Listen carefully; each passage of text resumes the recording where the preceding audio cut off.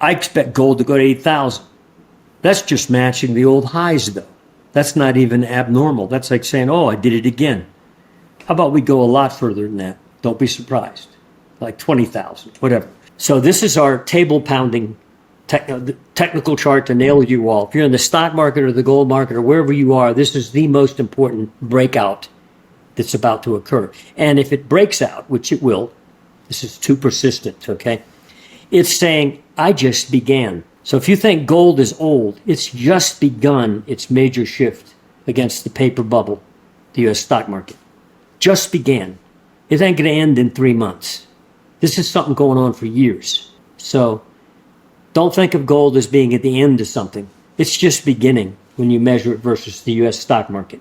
The pattern of a normal bull market is no longer being followed by the underlying structure emerging beneath gold and silver. Long-standing resistance levels are being challenged with unprecedented internal power. Momentum is coiling and volatility is tightening. These circumstances frequently signal the shift from progressive increases to abrupt, forceful repricings, particularly when monetary growth, sovereign debt strain, and global financial stress all occur simultaneously. The early formation of that shift is what we are currently seeing. The current increase in precious metals has only attained a small portion of the strength observed in earlier significant bull cycles, according to Michael Oliver, one of the most reputable analysts in momentum and structural market behavior. However, the macro backdrop of today is far more flammable. Oliver contends that while catastrophic situations brought on by external shocks could drive prices into the $15,000 to $20,000 range, gold's move toward the $8,000 zone simply corresponds with previous historical peaks when corrected for decades of monetary inflation. Be sure to like, subscribe, and hit the notification bell for more insights into gold, silver, and precious metals investing. I'll give you two examples. You only have 50-year history. The U.S. government legalized it, okay, in January 75, okay. Over that time, there have been two major bull markets. And if you measure from the bear low that preceded the bull market to the bull market peak, bear low to bull peak, both moves, one peaked in 1980, one peaked in 2011, were eightfold moves. Not the same dollar amount, but the ratio move. The same dimensionality of price gain, eightfold. Bear low to bull high. Okay. We're only fourfold. We started from a bear low at 1,050. Multiply times 4. Okay. You're a little bit better than half the dimension of those two prior bull markets, which were of different duration, by the way. One was about 3.5 years. One was about a decade. Okay. So I'm not counting the years. I'm just saying how much did it move? And it moved under circumstances then that are by no means as dynamic pending as the ones we're sitting on right now. So I expect gold to go to 8,000. That's just matching the old highs, though. That's not even abnormal. That's like saying, oh, I did it again. How about we go a lot further than that? Don't be surprised. Like 20,000, whatever. Again, it's going to depend not on so much the technical dynamics of gold when you do swing measurements or anything like that. It's going to be on these other factors that suddenly cascade into play. They're not evident right now to most people. All they're focused on is AI, you know. But if all of a sudden other factors come into play, especially negative ones, hands go in the air, emotions occur, politics becomes dissembled, which it's already become. I mean, the two parties are fragmented internally, getting worse even on the GOP side's fragmenting. Suddenly, people don't have a sense of, well, you know, it's 52-card pickup.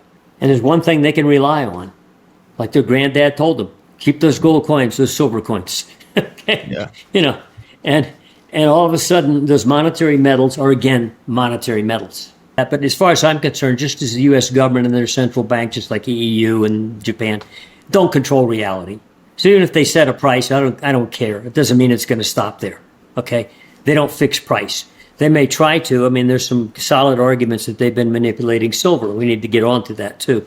And capped it off for the last 50 years. Well, copper and lead have quadrupled. You know, I'll get into that in a second. And suddenly, I think silver is about to leave and overrun that attempt to control the price of silver. And we know some of the big banks have been manipulating silver. In fact, there's been a couple actual criminal convictions in that regard. But if you want to, we can get on to that next subject. And you've got the spread chart of silver versus gold. Silver versus gold. Yeah. Okay. Now, what's happening here? This only goes back to 2020. Okay. So 5 years. We know in early 2020 into late 2020 and early 21, silver exploded in price. And therefore, the spread chart showing an ounce of silver divided into an ounce of gold was under 1% then. It was under 0.9%. Divide an ounce of silver, an ounce of gold. It shot up to over 1.5%. That's a huge percent gain. It's like buying a stock at under $9 and it goes over 15. Did it in like 6 months. These are weekly readings here, by the way, week to week. But then since 2021, when silver was over 1.5%, which is still dirt cheap historically, silver to gold, it eroded. Now price of silver is going up. So it's gone up, but its performance versus gold has eroded, meaning it's not gone up as much as gold from that point to the current level. Now you'll notice since about March of this year, that thing exploded back up again. So silver's been outperforming gold for the last half a dozen months or so, gaining. But there's a green line on that top chart, the spread chart. If you can clear that line, this spread breaks out, and that line goes back over 3 years. Ceiling, ceiling, ceiling. It's called what you call a base, okay? You break out over that, it's a fresh buy signal, meaning time to buy silver rather than gold. Doesn't mean gold's going down, just means silver's going to beat it. So if you have the combination of that first chart, gold breaking out versus the S&P, what it's telling you is you want to be in monetary metals, not the stock market bubble. This chart says you not only want to be in monetary metals, you want to be in silver as opposed to gold, because it's going to beat gold. I'm strongly of the assessment, that when that first chart breaks out, gold versus S&P, as I said, it's already broken out versus the broader stock market indices. Silver's going to break out versus gold. And already this spread chart doesn't show where it is right now. It's up. It's moving up toward that green line right now. This chart's a week or so old, and we know a lot has happened in the last week. So that's another spread I'd watch, because it's not only telling you monetary metals are a place to be, but now you really want to focus on silver. Now, where might it go? If you go back 50 years and measure the peak point of where silver was versus gold each of those years, what was the highest rate, percent level, ounce of silver? 20 of those 50 years, it was at 2%. Some of those years weren't even bull years. In fact, the bull years, 1980, 2010, 11, silver was up to 3.5% and more, the price of gold. But just routinely, 2% is not uncommon, 20 out of 50 years. Well, heck, right now you're at 1.27% as we speak. If it went to 2%, just a norm, well, that's a huge move. That's almost a doubling of the price of silver in relation to gold. So anyway, this is an area where I'm mostly focused personally in my investments, and they're exposed at the end of each report. I disclaim what I own. All my emphasis is in silver, sometimes silver calls, silver miners. A significant change in performance relative to the whole stock market is imminent, as indicated by the long-term setup developing beneath gold. The gold to S&P ratio has frequently pushed into a key resistance zone that has persisted for years after over a decade of sideways movement. One of the strongest technical bases in contemporary markets has been produced by this persistent pressure. Now that the ratio is once more close to the top of that range, the chart indicates that a clear breakout might be imminent. In the past, when this ratio rises, it signals the start of a multi-year cycle in which money shifts from expensive stocks to tangible assets like gold. The signal is straightforward. Gold becomes the stronger asset class while equities fall behind after resistance is overcome. At the same time, more general commodity indexes are beginning to rise, suggesting that this new cycle might involve far more than just precious metals. Now, let's get back and hear his following words. And you can see back in 2011 through 13, especially in 13, which is where this chart starts, gold was collapsing in price also against the S&P. It was losing value to the S&P. And when gold bottomed in late 2015, that spread reached down to about 50%, that first little circle you see there. And at that point, you can go sideways for 10, 11 years now, and it's been above that level and below that level, but basically par to the S&P. In other words, it's, depending on the point in time you pick, it's doing better or a little bit worse than the S&P, but basically going sideways, okay? Meaning it's not really been as bad as people think. And it's not just recently that gold's firmed. It's at the upper end of the 11-year range right now. But this thing has built a technical base that is so clear it smacks you in the face. It's hit 1, 2, 3, 4 times as of April this year. You bumped that line, backed off again. You're back pressing at it right now. In fact, you're above it intra-month. This is monthly closes. So gold into the S&P. And you close the month where you are now. Divide gold into S&P, it's going to break out. What does that mean? It means that this is a fresh, massive technical base breakout. Treat it as a price chart. If you looked at this and saw it as a price chart, you say, oh boy, I'm going to get on board. And I'm going to buy. But this means buy gold, sell S&P. In fact, you want to go market neutral, buy gold, sell S&P. You put a spread on. But it's also telling you that gold is going to surge versus the S&P. Now, by the way, when we do this same chart, we didn't have it in this report, versus the Dow, or gold versus the New York Composite, both very broader indexes that aren't front-end loaded with a couple of AI stocks like the S&P is. Gold's already broken out. But when this guy breaks out, this spread breaks out, it's telling you as a major asset class shift is underway, it's commencing. Gold is now going to outperform the S&P. So if you invest over spans of time and want the better asset class, it's saying gold is going to lead the S&P now. It's the better place to be. And our assessment is, one, it's going to be the consequence of two things, gold going up and S&P going down. So this is our table pounding technical chart to nail you all. If you're in the stock market or the gold market or wherever you are, this is the most important breakout that's about to occur. And if it breaks out, which it will, this is too persistent, okay? It's saying, I just began. So if you think gold is old, it's just begun its major shift against the paper bubble, the U.S. stock market. Just began. It ain't going to end in 3 months.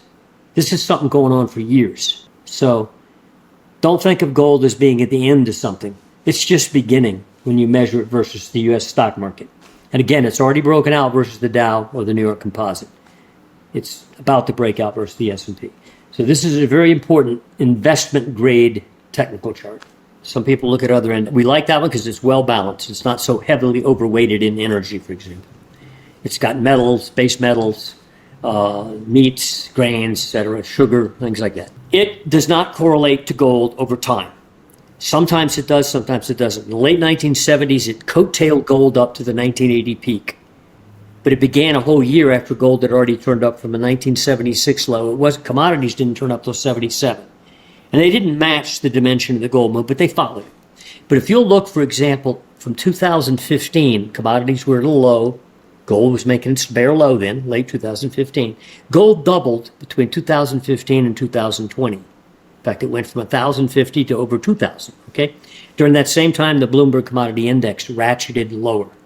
Didn't collapse, just kept going down. So it didn't correlate to gold. Oil correlates well to the Bloomberg. All the basic commodities you can think of correlate well. Silver does not correlate well to the Bloomberg and commodities.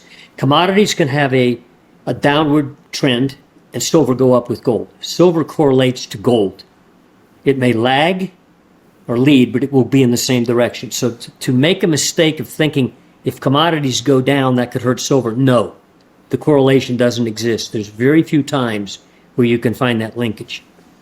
But right now it looks like the Bloomberg, which is a very cheap category. It's for the last 2 years after the correction that occurred from the 2022 high when that war started, commodities peaked, okay? They didn't go up because of the war, they peaked then. They dropped back to 100. Well, heck, the high in the Bloomberg Commodity Index in 2008 was 238. Right now we're trading at about 110. We've recently broken out. The October close for us, which was above a key level for us, which is in the 106s, said the Bloomberg is waking up, it's going to go up again. Right now, oil is a laggard, a weak component within the Bloomberg. Copper strong, grains are starting to assert themselves via our momentum metrics, meats are strong, base metals are strong. Oil will follow the Bloomberg. Right now, it's probably in a slingshot position where you're right, it's cheap. In fact, I understand that most companies that produce it really aren't hedging here. They think it'd be foolish to hedge their oil production here at these price levels. In conclusion, Michael Oliver's study conveys a straightforward yet incredibly potent message. The long-term trend he outlined is a significant change in the global financial system, not merely a minor technical shift on a chart. While the stock market dominated the news, gold has been steadily gaining power beneath the surface for more than 10 years. The gold to S&P ratio is finally on the verge of exiting its 11 years range after years of pressure. If that breakout occurs, equities will start a protracted period of underperformance, and gold will emerge as a stronger, more dependable asset. This is typically the beginning of significant historical cycles rather than brief fluctuations. It's the kind of change where capital gradually but steadily shifts from overpriced financial assets to tangible assets that retain their value despite mounting debt, currency depreciation, and unstable economic conditions. Oliver's perspective makes it evident that gold's major move is still in its early stages. The same holds true for silver and the commodities industry as a whole, which he considers to be among the most undervalued asset classes in international markets right now. It seems unlikely that the additional funds will go into already overpriced stocks as central banks get ready to increase liquidity in order to stabilize the economy. Rather, it will pursue assets that are affordable, genuine, and necessary, such as commodities, energy, gold, and silver. Therefore, as we go back to the interview, remember that we might be seeing the beginning of a long-term change that will shape investing prospects for years to come. Additionally, by being aware of this change now, viewers may be able to position themselves before others see it. Thanks for watching. If you like this video, give it a thumbs up, subscribe, and turn on post notifications so you never miss